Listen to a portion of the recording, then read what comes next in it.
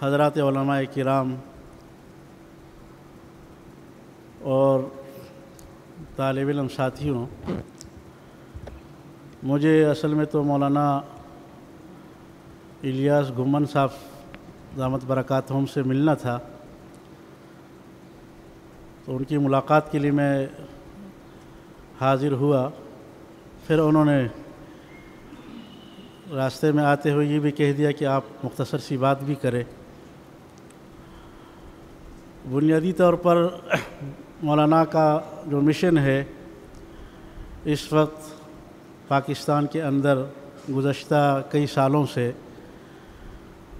وہ اہل سنت والجماعت علماء دیوبند کے مسلک و مزاج کا تعارف اور اس مسلک و مزاج میں جو فتنے مختلف انداز سے در آتے ہیں، ان فتنوں کا تعاقب، یہ علماء دیوبند کی تاریخ رہی ہے۔ شروع سے لے کر اب تک اللہ جل شانہ نے بہت سارے علماء کو اس کام کے لیے وقف کیا ہے اور انہوں نے اپنی زندگی اس خدمت میں لگائی ہے کہ جو مسلک اہل حق ہے، مسلک اہل سنت والجماعت ہے،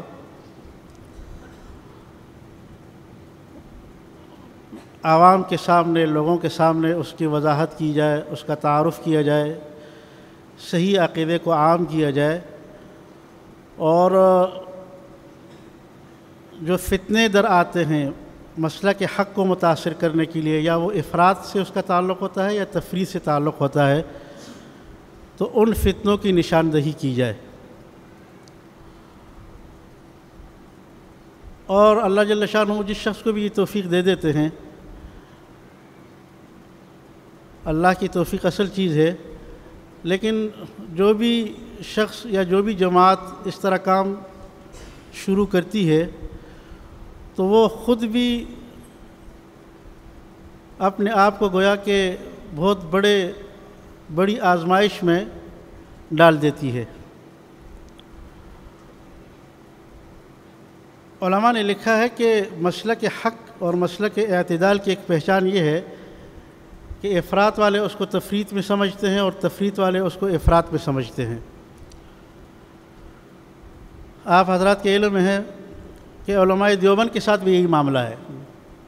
بر صغیر کے اندر ایک طبقے نے تو علماء دیوبند کے خلاف مستقل کتابیں لکھی، اور آج تک وہ کتابیں لکھی جا رہی ہے کہ یہ قبوریین ہے اور یہ مشرک ہے۔ چنانچہ الدیوبندیہ ایک کتاب لکھی گئی، اور اس کتاب کے اندر علماء دیوبند کو قبوریین ثابت کرنے کی کوشش کی گئی ہے۔ پاکستان کے جو غیر مقلدین ہیں انہوں نے اس حوالے سے بڑا کام کیا ہے، اور مستقل عربی زبان کے اندر خاص طور سے کتابیں لکھی ہے، اور عالم عرب کے جو سلفی حضرات ہیں ان کے سامنے علماء دیوبند کا یہ رخ پیش کیا ہے۔ اور مجھے چند سال پہلے مدینہ منورہ کے ایک عالم دین نے بتلایا کہ ایک زمانے میں تفسیر عثمانی چھاپی گئی تھی، اور پھر وہ تفسیر عثمانی رکوا دی گئی، اور آج تک وہ رکی ہوئی ہے، اس کی تقسیم رکوا دی گئی۔ اس کی تقسیم جو رکوائی ہے وہ بھی یہاں کے غیر مقلدین نے خطوط لکھے، حضرت مولانا شبیر احمد عثمانی صاحب رحمۃ اللہ علیہ کے بارے میں ہزاروں کی تعداد میں خطوط گئے۔ یہ ایک پروپیگنڈے کا طریقہ ہوتا ہے، ایک آدمی بیٹھ کر، دو آدمی بیٹھ کر ایک ہفتے کے اندر کئی ہزار خطوط لکھ سکتا ہے، اور یہ تاثر وہاں دیا گیا کہ مولانا شبیر احمد عثمانی صاحب رحمۃ اللہ علیہ کا تعلق جس مسلک سے ہے، یعنی علماء دیوبند سے، یہ جو لوگ ہیں یہ در حقیقت قبوریین ہے، بدعتی ہے۔ اس کی وجہ سے انہوں نے کارروائی کرتے ہوئے وہ کتاب، اس کی تقسیم روک دی، اور کوئی 8-9 لاکھ کے قریب نسخے جو ہے وہ اب بھی پڑے ہوئے ہیں، اس کی تقسیم روک دی گئی ہے۔ اور چند سال پہلے تو اس کا فیصلہ یہ ہوتا کہ ان تمام نسخوں کو دریا برد کر دیا جائے، پتہ نہیں کیا ہے یا نہیں کیا۔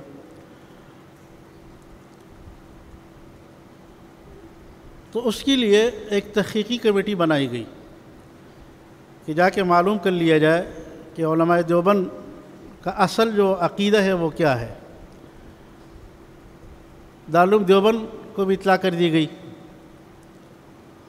اور ہندوستان کے اندر غیر مقلدین کے جو دوسرے حلقے تھے ان کو بھی اطلاع کر دی گئی کہ اس طرح ایک وفد آ رہا ہے۔ اور وفد کی ترتیب یہی تھی کہ سب سے پہلے جا کے دیوبند میں دارالعلوم دیوبند کے علماء سے ملاقات کی جائے، اور اس کے بعد پھر ظاہر ہے ان کے روابط ہے دوسرے حلقوں میں وہ جائیں گے، لیکن مقصد ان کا یہی تھا کہ تحقیق کی جائے کہ علماء دیوبند کا مسلک اور مزاج کیا ہے، آیا واقعتاً یہ قبوریین ہے یا نہیں۔ جب یہ حضرات ایئرپورٹ پہ اترے تو اتفاق کی بات ہے کہ دارالعلوم دیوبند سے جو حضرات آ رہے تھے ان کو تاخیر ہو گئی، دیر ہو گئی، اور جو غیر مقلدین کا وفد تھا وہ پہلے پہنچ گیا۔ تھوڑی دیر انتظار کرنے کے بعد انہوں نے کہا کہ وہ تو نہیں آ رہے، اب ہمارے ساتھ چلے، اور یہ وفد ان کے ساتھ چلا گیا۔ اس وفد کو یہ لے کے گئے تبلیغی جماعت کا جو مرکز ہے ہندوستان کے اندر، نظام الدین اولیاء رحمہ اللہ کا مزار ہے، اسی کے ساتھ تبلیغی جماعت کا مرکز بھی ہے،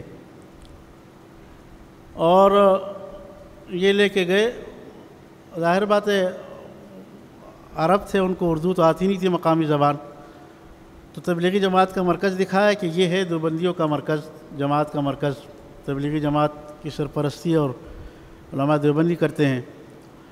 اور ساتھ نظام الدین اولیاء کا جو مقبرہ ہے اس کے اندر تو عوام آتے ہیں، بہت سارے لوگ آ کے دعائیں کرتے ہیں وہاں پر، بہت سارے لوگ وہاں سجدے کرتے ہیں، اور کہا کہ یہ ان کا مرکز ہے، اس کے ساتھ ساتھ یہ ان کا مزار ہے، اور اس پہ یہ سارے لوگ آ رہے ہیں، آپ خود مشاہدہ کر لیں کہ یہ قبوریین ہے یا نہیں ہے۔ چنانچہ انہوں نے خود دیکھا۔ اب یہ تحقیق تو وہ نہیں کر سکے کہ نظام الدین اولیاء صاحب کے مزار کا کیا تعلق ہے تبلیغی جماعت کے مرکز سے، لیکن باہر سے جو آدمی آتا ہے جس کو حقیقت کا علم نہیں ہوتا وہ تو یہ سمجھتا ہے جس کو بتایا گیا ہو۔ چنانچہ اس وفد نے جب 2 دن کے بعد دارالعلوم دیوبند کے وفد نے رابطہ کیا تو اس نے دارالعلوم دیوبند جانے سے انکار کر دیا اور کہا کہ جس مقصد کے لیے ہم آئے تھے وہ ہمیں حاصل ہو گیا۔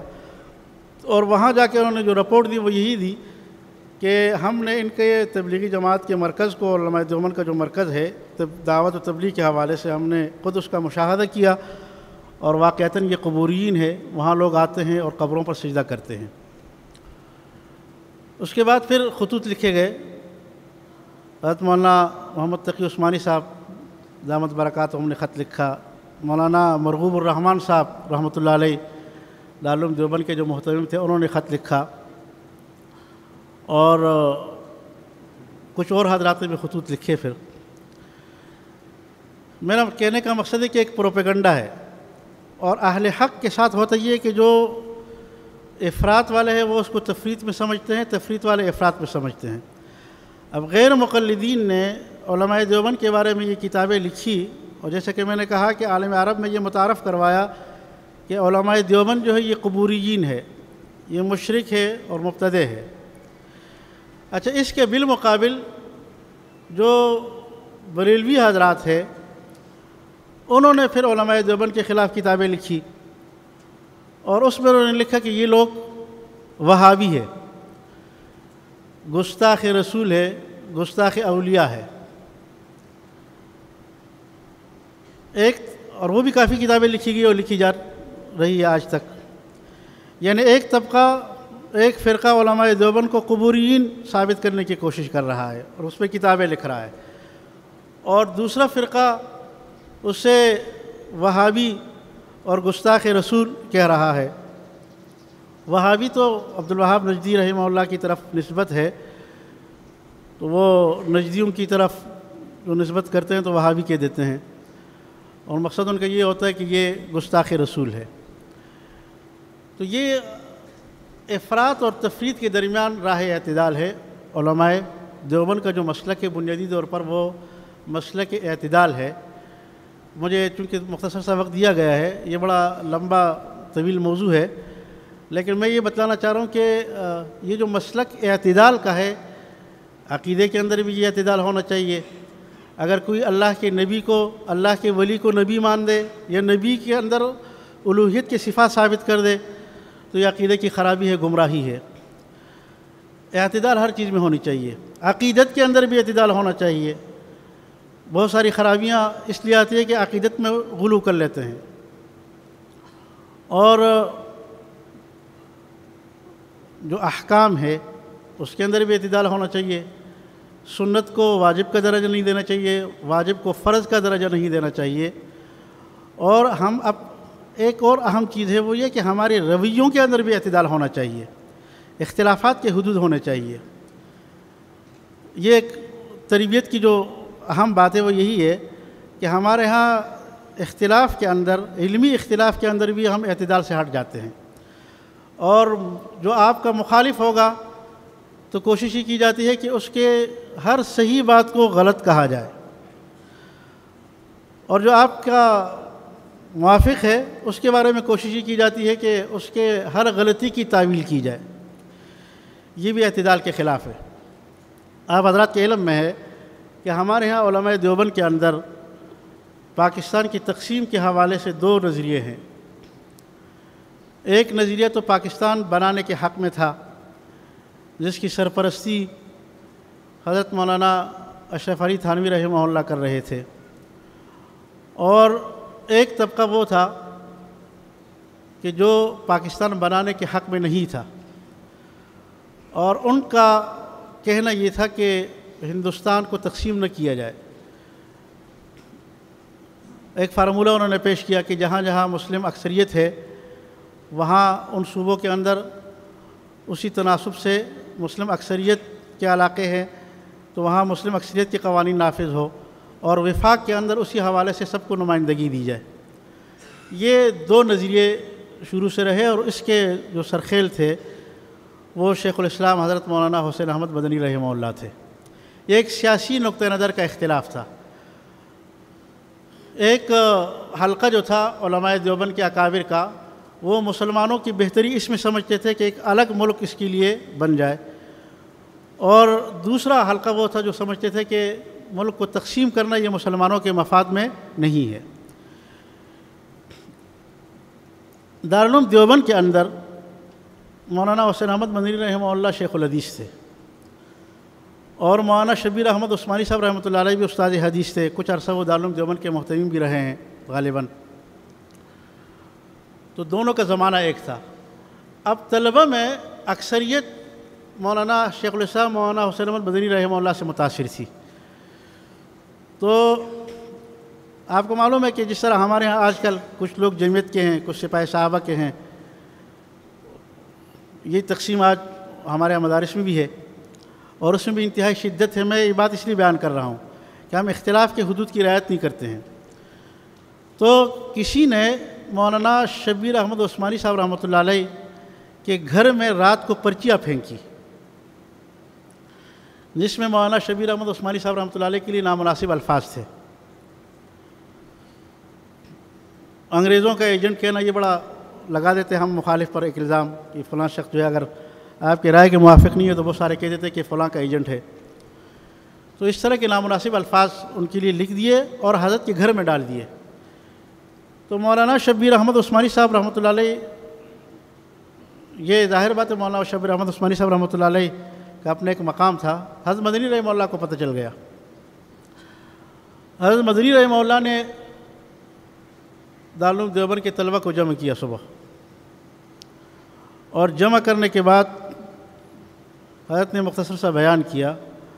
اس بیان کے شروع میں مولانا شبیر احمد عثمانی صاحب رحمۃ اللہ علیہ کا منصب اور مقام بتلایا کہ وہ کس درجے کے عالم ہے، اور اس کے بعد کہا کہ جن طلبہ نے ان کے گھر میں جا کے ان کی گستاخی کی ہے یا ان کے گھر میں گستاخانہ پرچے پھینکے ہیں، میں اور تو کچھ نہیں کر سکتا، میں تہجد کے وقت اٹھ کر ان طلبہ کے لیے بد دعا کروں گا۔